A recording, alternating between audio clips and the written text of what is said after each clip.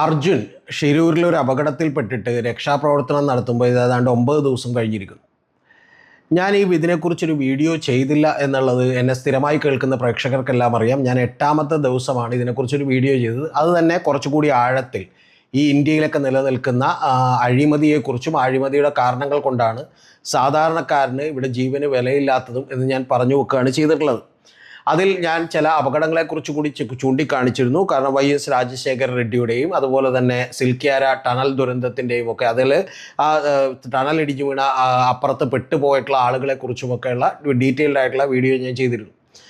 ഇപ്പോൾ ഇന്ന് ഈ വീഡിയോ ചെയ്യാൻ കാരണമെന്ന് പറഞ്ഞാൽ ഈ ദുരന്തങ്ങളിൽ ഇനിയെങ്കിലും നമ്മൾ പഠിക്കേണ്ടതെന്ത് എന്നൊന്ന് ആലോചിക്കാനാണ്. കാരണം ഈ ദുരന്തത്തിന് ശേഷം ഇപ്പോൾ ഉണ്ടായിട്ടുള്ളൊരു സംഭവം, ഞാൻ അതിനു മുമ്പ് ഒരു കാര്യം നിങ്ങളോട് പറഞ്ഞോട്ടെ. ഈ ചാനൽ വളരാൻ ഏറ്റവും നല്ല വഴി എന്ന് പറയുന്നത് ഒന്നില്ലെങ്കിൽ നമ്മൾ ഇടതുപക്ഷത്തോ അല്ലെങ്കിൽ BJP സംഘപരിവാർ ആ ചായ്വിനോടോ അല്ലെങ്കിൽ കോൺഗ്രസിനോടോ ഏതെങ്കിലും ഒരു രാഷ്ട്രീയ പാർട്ടികൾക്കൊപ്പം നിൽക്കുകയാണ്, അല്ലെങ്കിൽ അത്തരത്തിലുള്ള ഒരു ലൈൻ സ്വീകരിക്കുകയാണ്. പലപ്പോഴും ഒരു പ്രോ BJP അല്ലെങ്കിൽ പ്രോ ലെഫ്റ്റ്, പ്രോ മുസ്ലിം, ഇസ്ലാം എന്നൊക്കെ പറയുന്ന ലൈനുകൾ സ്വീകരിക്കുന്നതാണ് ഒരു ചാനൽ വളരാൻ എളുപ്പം എന്നറിയാത്ത ഒരാളല്ല ഞാൻ. പക്ഷേ എന്നെ സംബന്ധിച്ചിടത്തോളം ഓരോ ഇഷ്യൂ ബേസ്ഡായി അതിൽ വസ്തുനിഷ്ഠമായി കാര്യങ്ങൾ നിങ്ങളെ അറിയിക്കുക എന്നുള്ളതാണ് എൻ്റെ ഉത്തരവാദിത്തം എന്നുള്ളത് കൊണ്ട് ഇത് ഏതെങ്കിലും ഒരു പാർട്ടികളിൽ അന്ധമായി വിശ്വസിക്കുകയും എന്നെ ചീത്ത പറയുകയൊക്കെ ചെയ്യുന്ന ആളുകളോട് എനിക്ക് സഹതാപം മാത്രമേ ഉള്ളൂ. അതുകൊണ്ട് അവരൊക്കെ അത് പറഞ്ഞോട്ടെ, എനിക്കതിലൊരു പരാതിയുമില്ല. പക്ഷേ നമ്മളൊക്കെ അൾട്ടിമേറ്റ്ലി ഒരു പാർട്ടിക്കാരനായിട്ടോ മതക്കാരനായിട്ടോ ഒന്നും ജനിക്കുന്നതല്ല. പകരം നമ്മൾ ആദ്യം ജനിക്കുന്ന ഒരു മനുഷ്യനായിട്ടാണ് എന്നുള്ളത് കൊണ്ടാണ് നമ്മൾ അത്തരത്തിലുള്ള വീഡിയോകൾ ചെയ്യുന്നത്. ഇതിലും എനിക്ക് പറയാനുള്ളത് വളരെ നിഷ്പക്ഷമായൊരു വിലയിരുത്തലാണ്. ഈ സംഭവം നടന്നതിന് ശേഷം ഇപ്പോൾ റിപ്പോർട്ടർ ചാനലിൻ്റെയും അതിലെ കൺസൾട്ടിങ് എഡിറ്ററായിട്ടുള്ള അരുൺകുമാറിനെയും ഒക്കെ ചീത്ത പറഞ്ഞുകൊണ്ട് നിരവധി സന്ദേശങ്ങൾ പ്രചരിപ്പിച്ചുകൊണ്ടിരിക്കുകയാണ്. പ്രചരിപ്പിച്ചുകൊണ്ടിരിക്കുന്ന കാര്യം അരുൺകുമാർ എന്ന് പറയുന്ന മനുഷ്യൻ ഈ പറയുന്ന അന്വേഷണ ഉദ്യോഗസ്ഥരെ വഴിതെറ്റിച്ചുവെന്നും അദ്ദേഹം വളരെ മോശമായ രീതിയിൽ അവിടെ പെരുമാറി എന്നുള്ളതും പലപ്പോഴും അവിടുത്തെ SP തന്നെ റിപ്പോർട്ടർ ചാനലിനെയൊക്കെ കുറ്റം പറയുന്ന അവസ്ഥ ഉണ്ടായിട്ടുണ്ട്. കുറ്റം പറഞ്ഞോട്ടെ, അതിലൊന്നും കുഴപ്പമില്ല. കാരണം SP കുറ്റപ്പെടുത്തിക്കൊണ്ടും അവിടുത്തെ ജില്ലാ മേധാവികൾ ഉണർന്ന് പ്രവർത്തിച്ചില്ല എന്നുമൊക്കെ റിപ്പോർട്ടർ ചാനൽ പറയുമ്പോൾ അതവരുടെ ധർമ്മമാണ്. പറയുമ്പോൾ അവർ ചിലപ്പോൾ കുറ്റം പറയും. പിന്നെ ചില ഓവറായിട്ടുള്ള റിയാക്ഷൻസ് ഒക്കെ ചിലപ്പോൾ അരുൺകുമാറിൻ്റെ ഭാഗത്തൊന്നും ഉണ്ടായിട്ടുണ്ടാകാം എന്ന് തന്നെ ഞാൻ വിചാരിക്കുന്നു. കാരണം ചാനലുകൾ ഇപ്പോൾ 24 ന്യൂസും ഏഷ്യാനെറ്റ് ന്യൂസ് നമ്പർ 1 ആണ്, തൊട്ട് താഴെ നിൽക്കുന്ന 24 ന്യൂസും റിപ്പോർട്ടറും തമ്മിൽ വലിയ കിടമത്സരമാണ് നടക്കുന്നത്.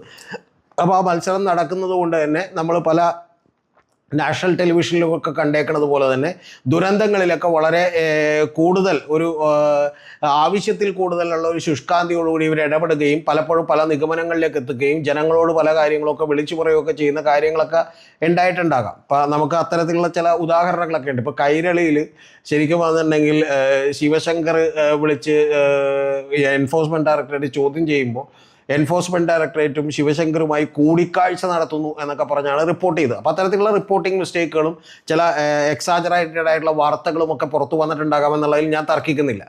പക്ഷെ അതിൻ്റെ ഭാഗമായി ചിലർ പറയുന്നൊരു കാര്യം എന്ന് പറഞ്ഞാൽ മറ്റേ അരുൺകുമാറിനെ എന്ത് ചെയ്യണം, ആ വെള്ളത്തിലേക്ക് ഇപ്പോൾ പുഴയിലുണ്ടെന്ന് അറിഞ്ഞു, ഗംഗാവലിയിലുണ്ടെന്ന് അറിഞ്ഞു. അപ്പോൾ വലിയിലുണ്ടെന്ന് അറിഞ്ഞപ്പോൾ ആ നദിയിലേക്ക് അരുൺകുമാറും ഞാനും ചാടും, ഞാൻ ആദ്യം രക്ഷിക്കുമെന്ന് പറഞ്ഞ് ചാടും എന്ന് പറയുന്ന ഒരു ഫേസ്ബുക്ക് പോസ്റ്റൊക്കെ നിങ്ങൾ കണ്ടിട്ടുണ്ടാവും, വളരെ വൈറലായിട്ടുള്ളത്.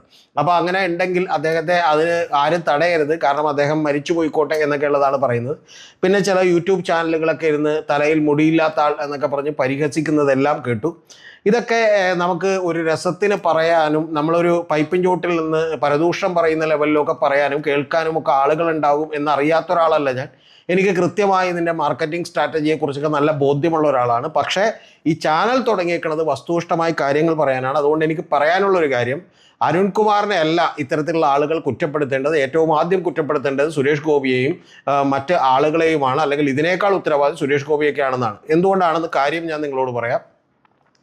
ഇന്ന് തന്നെ മറ്റൊരു വാർത്ത ഉണ്ടായിട്ടുണ്ട്. ഏഷ്യാനെറ്റ് ന്യൂസിലെ വിനു ബി ജോൺ ഈ പറയുന്ന രഞ്ജിത്ത് ഇസ്രായേലിനെ ഞങ്ങൾ ചില ചർച്ചകളിൽ പങ്കെടുപ്പിച്ചുവെന്നും അദ്ദേഹത്തിന് ഇതിനെക്കുറിച്ച് ഒന്നും അറിയില്ലെന്നും ഞങ്ങൾക്ക് പറ്റിയ അബദ്ധമാണെന്നും അതിൽ മാപ്പ് പറയുന്നു എന്നുമൊക്കെ പറഞ്ഞിട്ടുണ്ട്. ഞാൻ ഇതിനു മുമ്പ് ചെയ്തിട്ടുള്ള വീഡിയോയിൽ രഞ്ജിത്ത് ഇസ്രായേൽ എന്ന് പറയുന്ന ഒരു പേര് പോലും പറഞ്ഞിട്ടില്ല എന്ന് നിങ്ങൾ ആലോചിക്കണം. പലപ്പോഴും അത്രമാത്രം ട്രെയിൻഡ് ഒന്നുമല്ലാത്ത ആൾ രഞ്ജിത്ത് ഇസ്രായേലാണ്.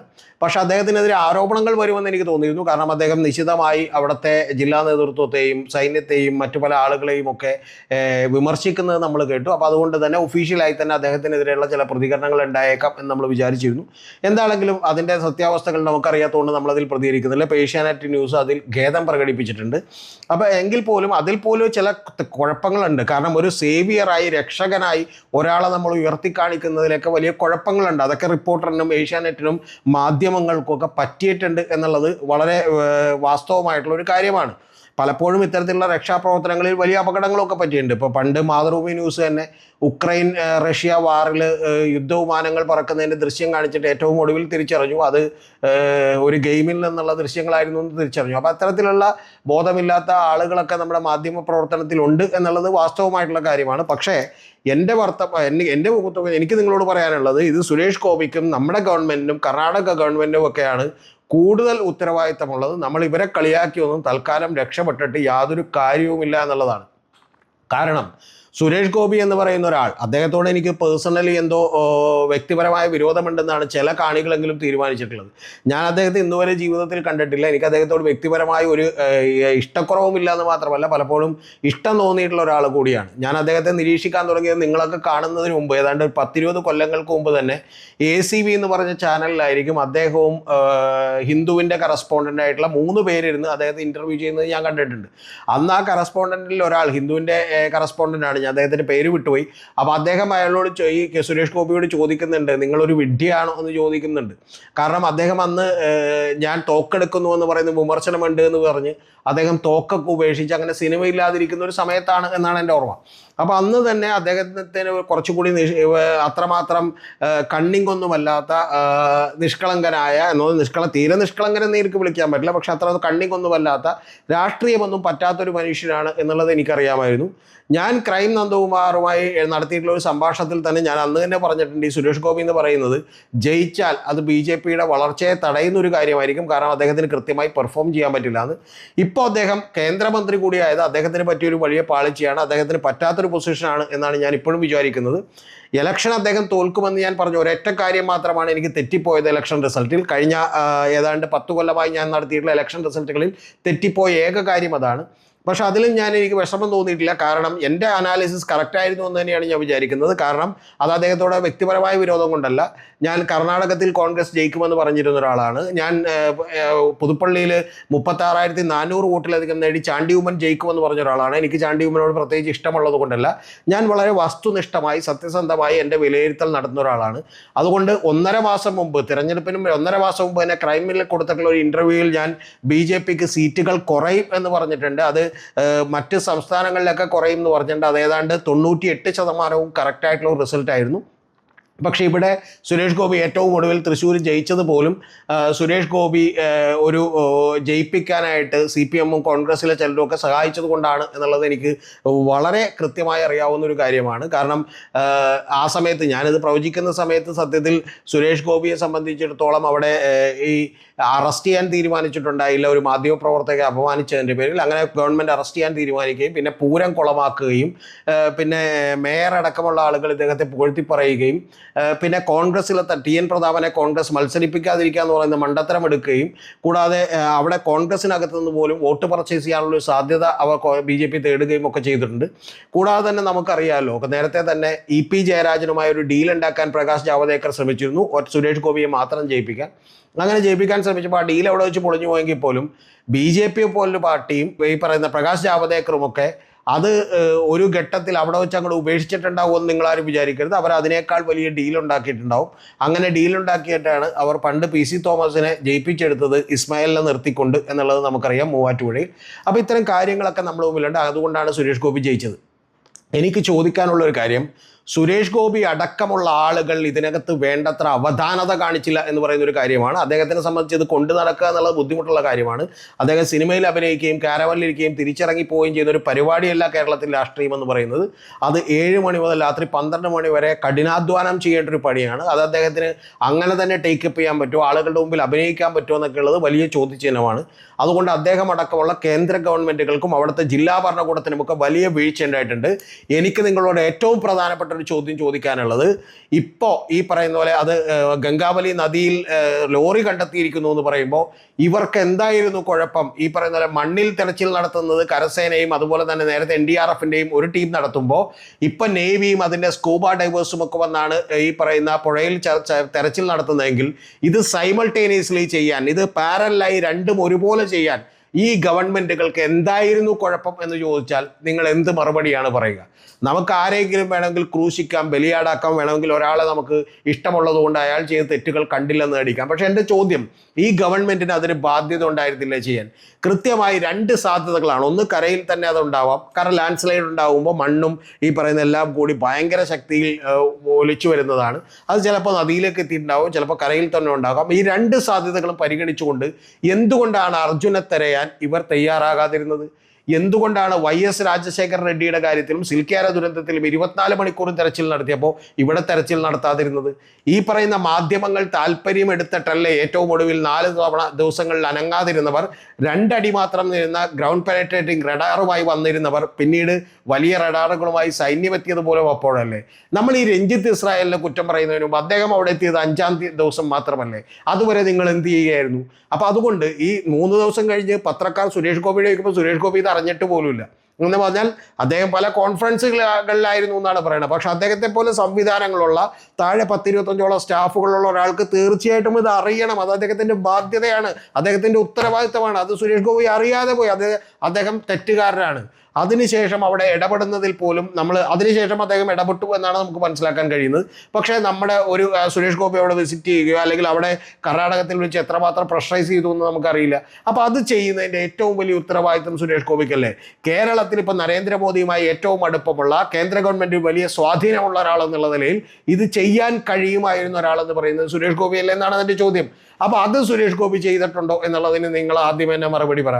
എനിക്ക് അദ്ദേഹത്തോട് ഒരു തരത്തിലുള്ള വിരോധവും ഇല്ലെന്ന് മാത്രമല്ല, എനിക്ക് അദ്ദേഹത്തെ ഇഷ്ടമാണ് പേഴ്സണലി. ഞാൻ അദ്ദേഹത്തെ കണ്ടിട്ടില്ല, നേരിട്ട് ഇതുവരെ സംസാരിച്ചിട്ടില്ല. പക്ഷേ എങ്കിൽ പോലും ഒരു ചലച്ചിത്ര താരം എന്നുള്ളതൊക്കെ അദ്ദേഹത്തിൻ്റെ ഭരത്ചന്ദ്രൻ്റെ അഭിനയവും ബാക്കിയുള്ള കാര്യങ്ങളും അദ്ദേഹം തിരികെ വന്നതുമൊക്കെ സാഹൂതം വീക്ഷിച്ചിരുന്ന ഒരാളാണ് ഞാൻ. പക്ഷേ ഒരു പൊളിറ്റീഷ്യനാകാൻ അദ്ദേഹം പറ്റുമെന്ന് ഞാൻ വിചാരിക്കുന്നില്ല. അദ്ദേഹത്തിൻ്റെ ബ്ലണ്ടേഴ്സും ചില ഭാരതമാതാവായി ഇന്ദിരാഗാന്ധിയെ പ്രഖ്യാപിച്ചതും കരുണാകരൻ മാത്രമേ ഡെവലപ്മെൻറ്റ് കൊണ്ടുവന്നിട്ടുള്ളൂ എന്ന് പറഞ്ഞതും രാജഗോപാലും മാത്രമേ ഡെവലപ്മെൻറ്റ് കൊണ്ടുവന്നിട്ടുള്ളൂ എന്ന് പറഞ്ഞതുമൊക്കെ BJPക്ക് തിരിച്ചടിയാകും എന്നുള്ള കാര്യത്തിൽ എനിക്കൊരു തർക്കമില്ല. ഞാൻ നേരത്തെ തന്നെ പറഞ്ഞതാണ്, സുരേഷ് ഗോപി ജയിച്ചാൽ ഇത് തീർച്ചയായിട്ടും BJPക്ക് ഒരു വലിയ ബാധ്യതയായിരിക്കും, വലിയ ഡാമേജാണ് ഭാവിയിലേക്ക് ഉണ്ടാക്കാൻ പോകുന്നതെന്ന്. സത്യത്തിൽ അതാണ് സംഭവിച്ചുകൊണ്ടിരിക്കുന്നത്.